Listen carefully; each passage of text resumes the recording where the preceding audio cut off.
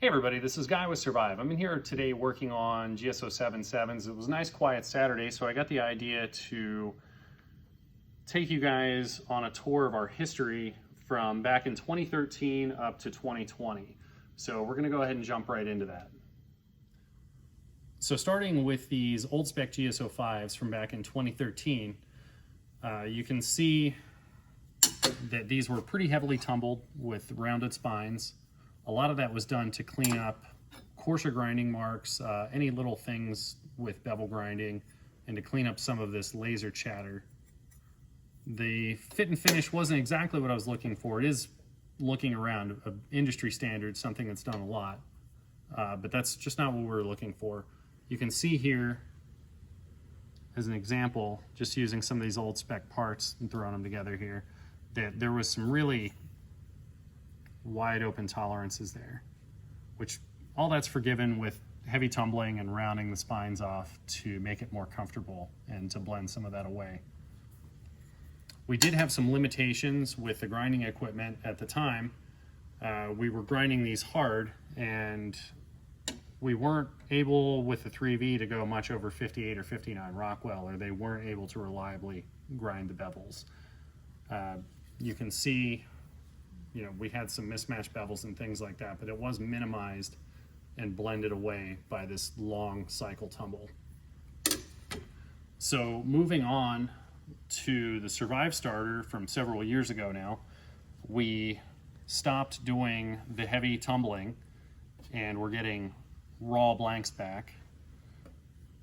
So what we did to improve the grind quality, or what was our intention was to improve the grind quality, we started sanding annealed blanks and then heat treating after. So they were able to grind the 3V a little bit more reliably to get things a little better matched up. So looking at this 5.1, which was one of the easier runs in retrospect, we did have some really badly mismatched holes in these. And while individually it's not a big deal, when you step up into 500 to 1,000 piece runs, it becomes a real chore to ream some of these out up to 15, 20 thou. Sometimes the holes were offset, so that just really won't go together.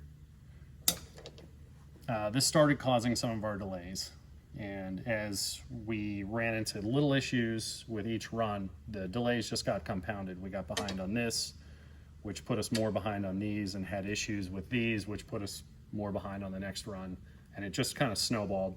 We really wanted to show progress at the time, but some of these things really held us back, and we didn't have much to be able to fix these other than hand work them on the grinders.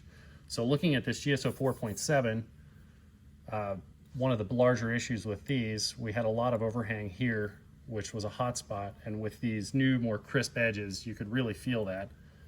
And looking here with the handle, we're pretty flush here, but then we've got a serious high spot. So at the time I was hand walking all of these perimeters in to get everything to go together just so. I mean, even looking at the grip well here, we've got a little blade overhang here, but then some handle overhang about 5 thou there. So that did cause us a ton of delays. Oh, here's just something. It's very common with burger style grinders.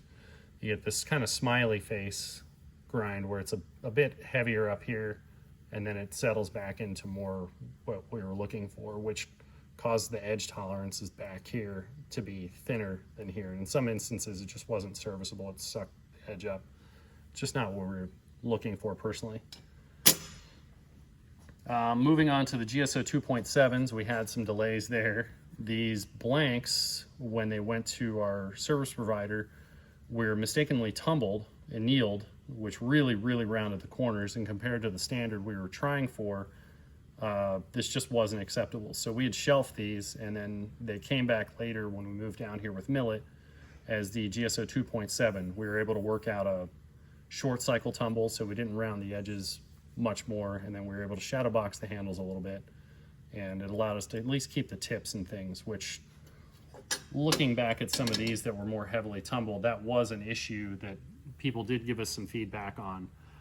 We had to kind of balloon the edge up to regain some of the tips on these. So I really like a uniform edge from back to the plunge out to the tip. So I was really glad to move away from that. This is more what these were supposed to be, and eventually were. We just had to pay for the steel to have everything recut, remachined, and reground. Looking at what we're working on now, the GSO77s, these were ground annealed, and as such, the grind lines on the double disc grinding were extraordinarily heavy. I did put this side on a flat block and rub it a little bit so you can see how deep they are. I ran across the grind to just show you how deep these were. Subsequently, we had to resurface grind all of these, and it was extremely time consuming, causing more delays because everyone's a little bit different in thickness. The bevel heights are a little different, and we're trying to match these up as best we can using surface grinding. So putting these on the table for the final passes to walk these down to match the panel heights up better ended up being a 1-by-1 process, which is extraordinarily time consuming to do. But what you see here in the end is a much more smooth grind, something that's much better to finish and doesn't show through in the finish like these were. We're able to even up the bevel heights a lot better, plus minus 15 thou. And then what I'm doing here in our final finishing is matching up the tips. So I'm gonna walk these down with the belt sander to make these better match up. These two sides with the breakout, they're about a 1/16 mismatched. So it's pretty significant, and it's just, again, not what we're looking for. So, did you just stop it? No. I will now. Sorry about the break there. I just had to grab a quick drink of water.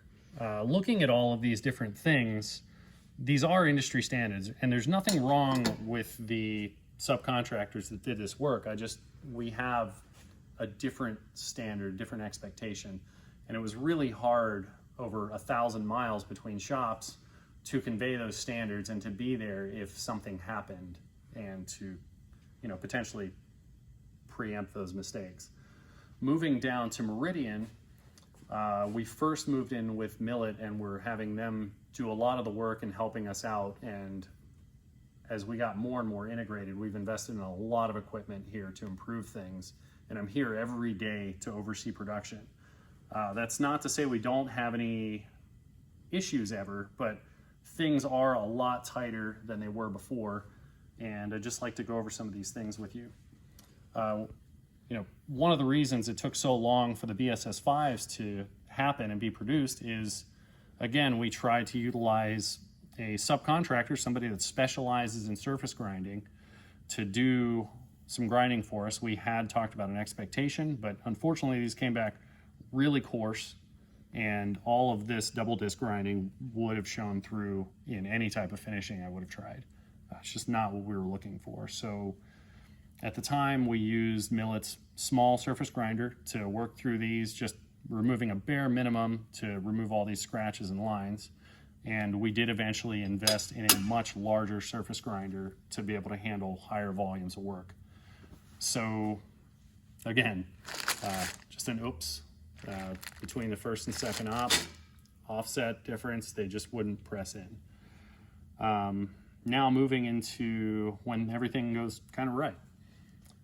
So this is very indicative of what you're going to see from Survive moving forward. We have a much tighter fit and finish. We have very minimal machining marks through our spines. There's always going to be some machining marks. We'll keep working to minimize them as we invest in more and better equipment. But we have a very tight fit and finish between the handles and the blade. It's very even and consistent the whole way around. Again, just a side note, these screws, they're a precision machine from bar stock. They cost us about $2 a set. That is something hopefully one day we'll bring in-house, but we just need to work toward that. So when we got the bow drill divots right, they press in, we epoxy them in, and we have a very tight fit and finish between the handle and the bow drill divot. So that's in there permanently, and I'm just really happy with how this turned out. You can see our new tumbled finish. We have a nice smooth finish on here. It's got a good marbling. We have very sharp corners. And just something I want to show you guys where we're moving. Looking at the bevel height, compared to the old burger grinding, we're able to hold a very tight fit and finish between the two sides of these. I'm not going to say they're perfect. There's always a tolerance with machining or grinding, but I think we're doing an exceptional job here with what's going on now. So anyway, I'm going to get back to work, but I just wanted to share some of those things with you and just let you guys know I'm not complaining at all, but it has been a struggle, and we did end up investing in a ton of equipment that we never really thought we were going to be getting. It did cause some delays with a tremendous amount of loss. I think Ellie can show you here. Along the way, I mean, it's not been sunshine and roses. We have tremendous amount of loss from old spec, some of the newer spec things, and then even before we moved down here, we just had a misunderstanding with Millet, and some of the first 3.5s just didn't have the proper geometry. So with the smaller hollow early on, it didn't work out well. They had some higher grinds than they should have been. The edges went a little thinner than they should have been.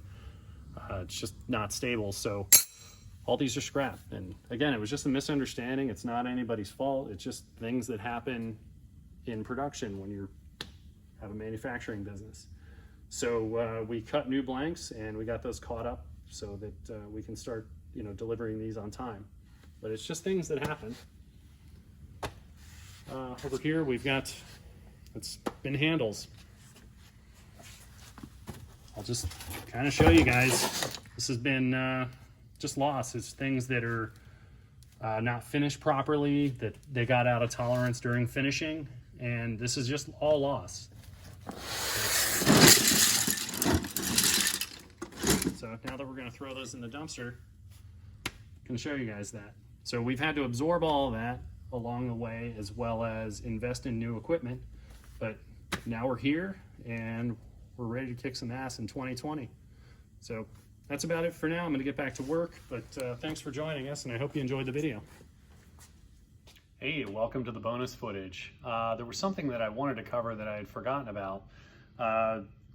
Just the people who say that they would wait a long time on a custom knife, but not a production knife. And I just wanted to clear a few things up. No disrespect to custom makers. I really appreciate some of the work that I've seen out there with the fine hand rub finishes and different things like that. But when you look at a custom knife, you can start with a series of parts and hand work everything together to make a nice looking finished product. Each one ends up being unique and different. What we're going for here with our company, there are high volume production companies. Stuff's all over Walmart, Cabela's, and things like that. And to mix us in with that, I think really cheapens the process and undervalues the hard work that everybody in the shop puts in every day. Just to go over a few of the things with just the BSS5 here as example. I was talking about the fasteners all being precision machined on a Swiss turn lathe. Those are done in the annealed condition, and then they're heat treated. They look something like this. And we blast these in batches to prep them, and Ellie puts these on these boards one at a time, and they're all tumbled to match the stone wash. So these are all done in small batches to better match the knife and just make the best knife possible as far as our understanding of that is today. We're always trying to improve and make things better, but looking at what we're doing today, there's a lot of hard work that goes into this, and this isn't some mass-produced just junk. There's a lot of thought put into this, and there's a lot of time put into each process. At each machine, there's somebody behind that holding these tight tolerances. There's somebody doing all of the finish work. All of these handles are individually finished for the microtexturing process. These are all done in small batches. We invested in this giant tumbler back behind me to be able to better produce a nice, you know, fit and finish for entire production runs. You know, unlike a custom knife, these are our sheaths, by the way. Thank you so much, Armory Plastics, for always working with us. These are some of the best sheaths I've ever seen in my life. Looking at these, our intention is to set an expectation. When you see a Survive knife, anywhere in the world, you know what this product is going to be, and it's something that you can rely on. And that's what we're going for. Whether it's a 10-piece run or a 1,000-piece run, we want to hold the same fit and finish and make the best product that we very possibly can. So anyway, that's just my 2 cents on that, and I'll sign off for real this time. Thanks for joining us, and I'll see you guys next time.